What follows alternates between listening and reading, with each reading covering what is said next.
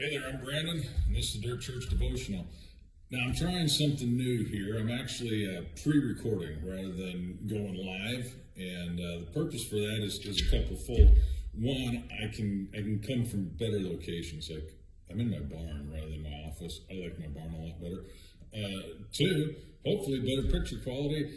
And three, if I need to, I can edit it, and hopefully it looks better. Anyway, all that really doesn't matter too much. Again, if you like what you're seeing, what you're hearing, please share it up.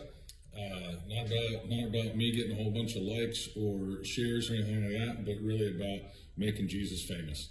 Okay? So, anyway, I want to ask you this morning, have you ever made false assumptions about people or had people make false assumptions about you?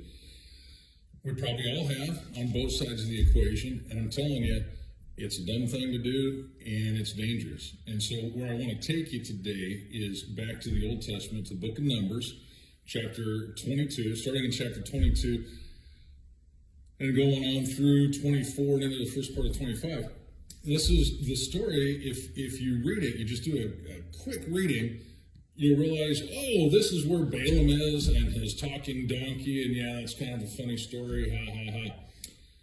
But I want to tell you, this story is not about Balaam, and this story is not about a talking donkey. Okay, although their characters are actually bit characters in here.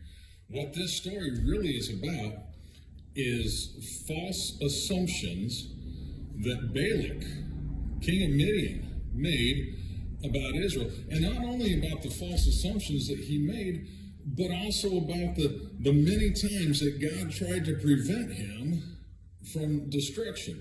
All right, now in there, Balak makes this comment to Balaam, and I think it's in the 24th chapter. He's getting really frustrated because Balaam hasn't cursed Israel, he's blessed him. And Balak says these words. He says, I called you to curse my enemies, but instead you've blessed them. What's the false assumption? The assumption there is that Israel is his enemy. Where did he get that idea? Nowhere in Scripture had it been said, nowhere in Israel's history or Abraham's history, Isaac or Jacob, any of them, had it been said that Midian was their enemy. All right, now maybe Balak is going back and he's looking at King Og of Bashan and King Sihon of the Amorites in chapter 21, who came out against Israel and were completely defeated. But even they did that under a false assumption. They assumed that Israel was their enemy. And Israel wasn't. Israel wanted to pass through quietly to get into the promised land. Do you realize that the land of Midian and the land of the Amorites and the land of Bashan were not part of the promised land initially? It wasn't land that was promised to Abraham, Isaac, or Jacob. It wasn't land that Moses was taking the Israelites to. That was all on the other side of the Jordan River.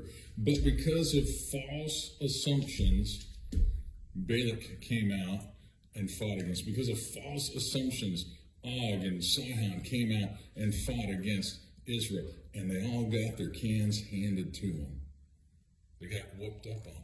Now, I said this wasn't just about Balak making false assumptions, but it's also about God several times trying to prevent the destruction of Balak and the Midianites. He tried to stop him when he sent the first group of people to talk to Balaam, and Balaam said, no, I can't go with you. He tried to stop him by having Balaam's donkey talk to him.